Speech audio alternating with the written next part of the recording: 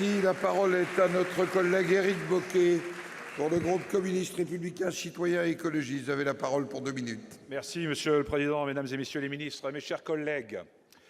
Au lendemain de la présentation du budget 2019, alors que la mousse abondante de la communication est retombée, nous avons jugé utile de vous interroger sur vos choix budgétaires pour l'an prochain.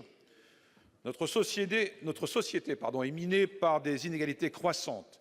Les rapports successifs de nombreux observateurs le démontrent régulièrement. D'un côté, la distribution de dividendes. Les groupes français les plus généreux au monde ont distribué 47 milliards d'euros de dividendes au deuxième trimestre de cette année. Sur 100 euros de bénéfices, 67 vont aux actionnaires, 5 seulement aux salariés. Vous annonciez hier vouloir redistribuer du pouvoir d'achat aux salariés et retraités de ce pays. Dans le même temps, vous annoncez 4 100 suppressions de postes de fonctionnaires, 1 800 dans la seule éducation nationale. En matière d'éducation, on ne dépense pas, on investit pour l'avenir et pour la productivité. Les 2227 suppressions de postes annoncées dans l'administration fiscale, ce sont autant de moyens de contrôle en moins pour lutter efficacement contre l'évasion fiscale. Monsieur le ministre de l'économie a dit hier en commission que l'on ne pouvait pas distribuer la richesse que l'on n'a pas. Le constat est fait que la richesse, nous l'avons. Ce qui manque, c'est la redistribution.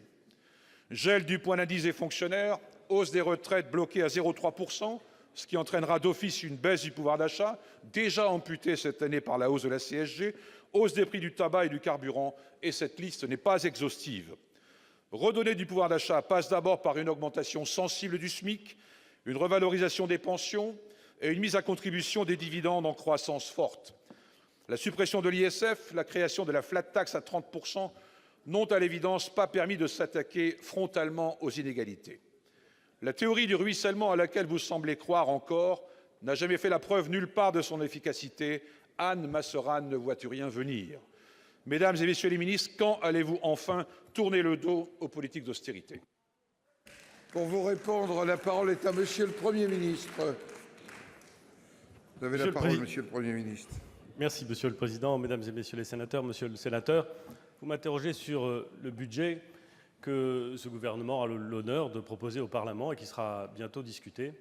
Et vous indiquez que, d'emblée, il ne vous paraît pas aller dans le bon sens. Je n'en suis pas surpris, Monsieur le sénateur.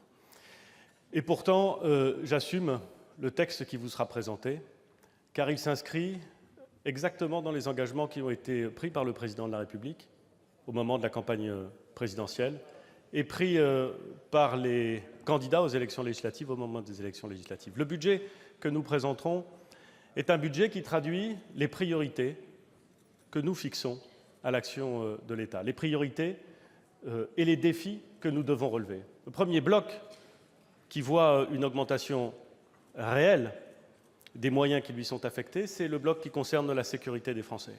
La défense nationale, les armées, avec une augmentation considérable, cette année encore, c'était déjà le cas en 2018, ce sera encore le cas en 2019, encore le cas en 2020, et ça continuera, parce que nous vivons dans un monde dangereux. L'intérieur et la justice, parce que chacun ici, et certaines questions ont été posées auparavant, chacun ici a bien conscience que les enjeux de sécurité publique, de protection contre le terrorisme, d'amélioration de notre système judiciaire sont au cœur de notre pacte républicain. Je crois, Monsieur le sénateur, que sur ce point, vous êtes d'accord avec nous. Deuxième grand bloc de mesures qui vont faire l'objet d'augmentation de leurs moyens, ce que nous appelons les investissements pour l'avenir.